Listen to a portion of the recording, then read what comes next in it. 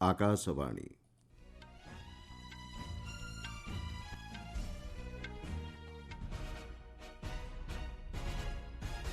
संवाद पढ़ुछंती मलय रंजन मिश्र। राजनीतिक पृष्ठभूमि नथिबा युवकों राजनीति रे जोग देबाक आह्वान देले प्रधानमंत्री। आकाशवाणी मन की बात 116तम संस्करण रे देशवासी को कले संबोधन। संसदर शीतकालीन अधिवेशन आसंता काली ठारू। झाड़खंड रे नूतन सरकार गठन नहीं आरंभ है प्रक्रिया। आज रांची ठारे बसुछि इंडी मेंटर बैठक। नांदेड़ लोकसभा उपनिर्वाचन रे कांग्रेस रविंद्र चौहान विजयी एवं पर्थ टेस्ट रे भारतर द्वितीय इनिंग्स बैटिंग जारी। प्रधानमंत्री नरेंद्र मोदी राजनीतिक पृष्ठभूमि नथिबा परिवारर युवकों राजनीति रे जोग देबाक आह्वान दैछंती। आकाशवाणी मन की बात कार्यक्रमर 116तम संस्करण रे देशवासी को संबोधन करी श्री मोदी यह कहिछंती। से कहिछंती एभली 1 लाख युवकों राजनीति सह जोड़िबा पई आगामी किछि मास मध्यरे देश रे स्वतंत्र अभियान आयोजन करा जिवो। आसंता वर्ष स्वामी विवेकानंदक 162तम जयंती पालन अवसर रे दिल्ली रे विकसित भारत युवनेता वार्तालाप शीर्षक एक कार्यक्रम आयोजन करा जिवो। स्वामीजीଙ୍କ जयंती उपलक्षे प्रत्येक वर्ष जानुआरी 12 तारिख को देश में युव दिवस भाव पालन करा जायଥାଏ।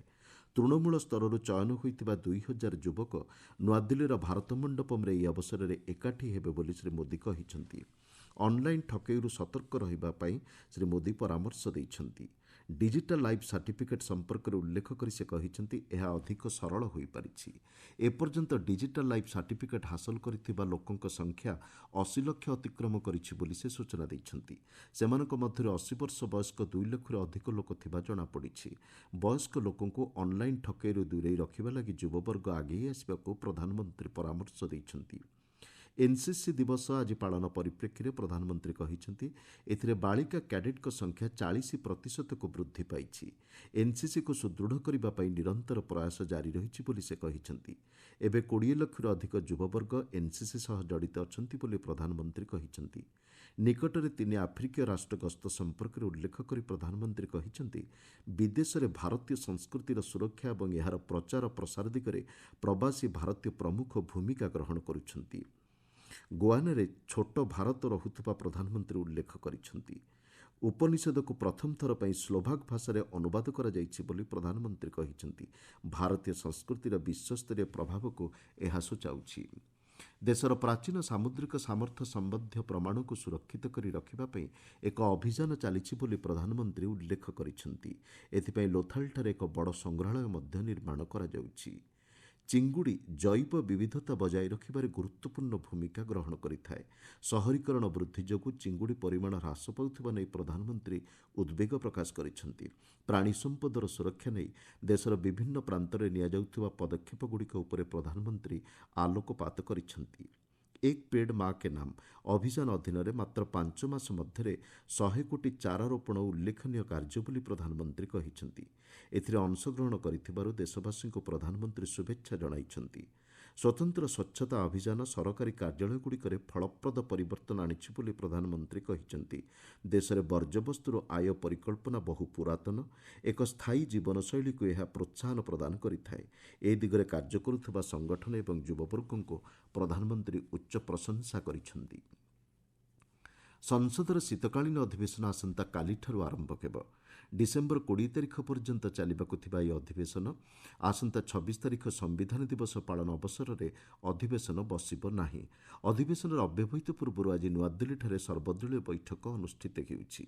प्रतिरक्षा मंत्री राजनाथ सिंह अध्यक्षतार अनुष्ठित ଏହି बैठक में उभय सदन को सुरुखुरुरे परिचालन नहीं सबु राजनीतिक दलर नेतृवृंदों सह आलोचना चलिछि।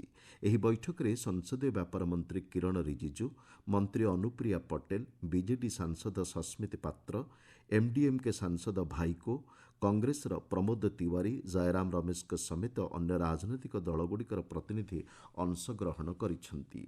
आपण माने संवाद शुणुछंती आकाशवाणी। झाड़खंड में नूतन सरकार गठन नहीं प्रक्रिया आरंभ होइछि।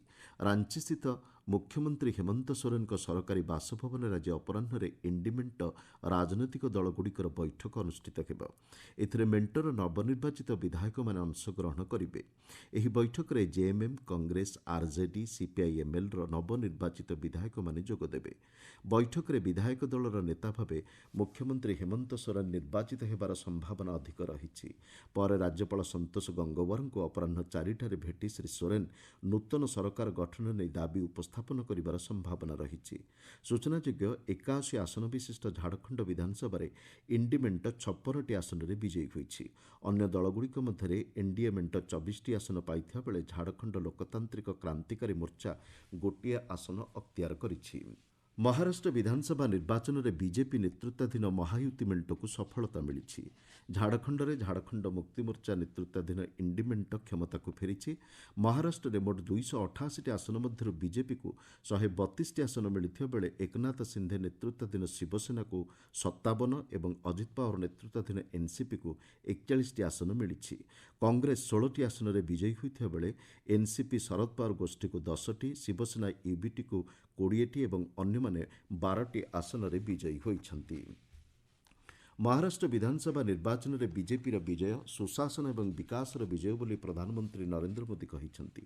ଦିଲ୍ଲୀସ୍ଥିତ ବିଜେପି ମୁଖ୍ୟାଳୟରେ ଦଳୀୟ କର୍ମୀଙ୍କୁ ସମ୍ବୋଧନ କରି ଶ୍ରୀ ମୋଦି କହିଛନ୍ତି, ଏହି ନିର୍ବାଚନ ଫଳାଫଳ ନକାରାତ୍ମକ ରାଜନୀତିର ପରାଜୟ।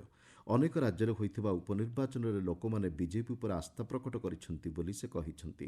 ପ୍ରଧାନମନ୍ତ୍ରୀ କହିଛନ୍ତି, ଏହା ସୂଚିତ କରୁଛି ଯେ ଲୋକମାନେ କେବଳ ବିକାଶ ହିଁ ଚାହୁଁଛନ୍ତି।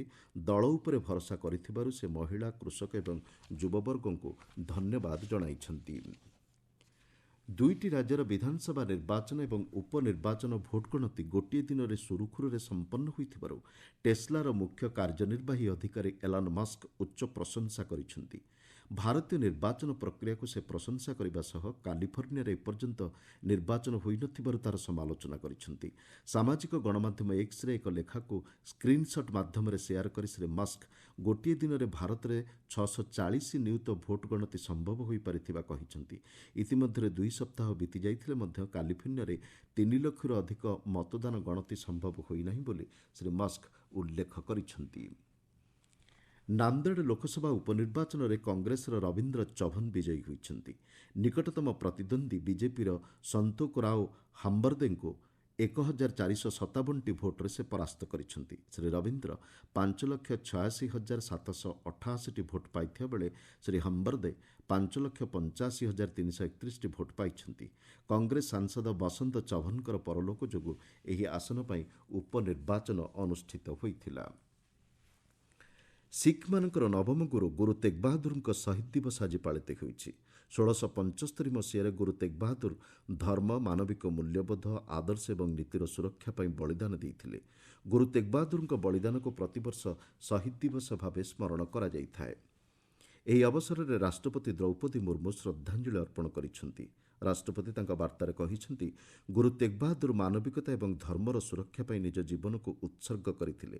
ସେ କହିଛନ୍ତି, ଗୁରୁ ତେଗ୍ ବାହାଦୁର ଜଣେ ମହାନ ଆଧ୍ୟାତ୍ମିକ ମାର୍ଗଦର୍ଶକ ଏବଂ ଜଣେ ପ୍ରକୃତ ଦେଶପ୍ରେମୀ ଥିଲେ, ଯିଏ ପ୍ରେମ ଏବଂ ଏକତାକୁ ପ୍ରୋତ୍ସାହିତ କରିଥିଲେ ଓ ସତ୍ୟ ଏବଂ ନ୍ୟାୟ ପାଇଁ ଲଢ଼ିବାକୁ ଲୋକଙ୍କୁ ଉତ୍ସାହିତ କରିଥିଲେ। ଗୁରୁ ତେଗ୍ ବାହାଦୁରଙ୍କ ଶିକ୍ଷାକୁ ଗ୍ରହଣ କରିବା ସହ ତାଙ୍କ ମହାନ ଆଦର୍ଶକୁ ନିଜ ଜୀବନରେ ଅନୁସରଣ କରିବାକୁ ରାଷ୍ଟ୍ରପତି ଶ୍ରୀମତୀ ମୁର୍ମୁ ଆହ୍ୱାନ ଦେଇଛନ୍ତି। ପର୍ଥ ଟେଷ୍ଟରେ ଭାରତର ଦ୍ୱିତୀୟ ଇନିଂସ ବ୍ୟାଟିଂ ଜାରି ରହିଛି। ଆଜି ତୃତୀୟ ପାଳି ଖେଳରେ ସମ୍ବାଦ ପ୍ରସ୍ତୁତ ହେବା ବେଳକୁ ଭାରତ 5 ୱିକେଟ୍ ବିନିମୟରେ 394 ରନ୍ ସଂଗ୍ରହ କରିଥିଲା। ବିରାଟ କୋହଲି 56 ରନ୍ ଏବଂ ୱାଶିଂଟନ୍ ସୁନ୍ଦର 20 ରନ୍ କରି କ୍ରିଜ୍ରେ ଅପରାଜିତ ଅଛନ୍ତି। ଭାରତ ଗତକାଲିର ସ୍କୋର କୌଣସି ୱିକେଟ୍ ନ ହରାଇ 172 ରନ୍ରୁ ଆଜି ତାର ବ୍ୟାଟିଂ ଆରମ୍ଭ କରିଥିଲା। ଯଶସ୍ୱୀ ଜୟସ୍ୱାଲ ଚିତ୍ତାକର୍ଷକ 161 ରନ୍ ସଂଗ୍ରହ କରିଥିଲେ।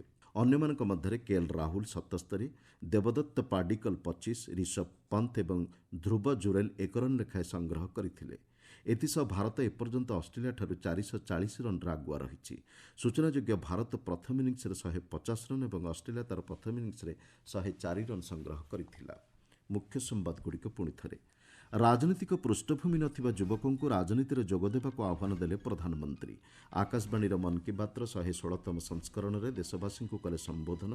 संसदर शीतकालीन अधिवेशन आसंताकालिठारु झाड़खंडରେ नूतन सरकार गठन नहीं आरंभ होला प्रक्रिया आज रांचीଠାରେ बसुछि इंडिमेंटर बैठक एवं पर्थ टेस्ट्रे भारतर द्वितीय इनिंग्स बैटिंग जारी। संवाद शेष ହେଲା। अधिक संवाद ପାଇଁ ଆପଣମାନେ newsonair.gov.in वेबसाइट और न्यूज ऑन एआईआर ऐप रे लॉगिन करिपारिबे।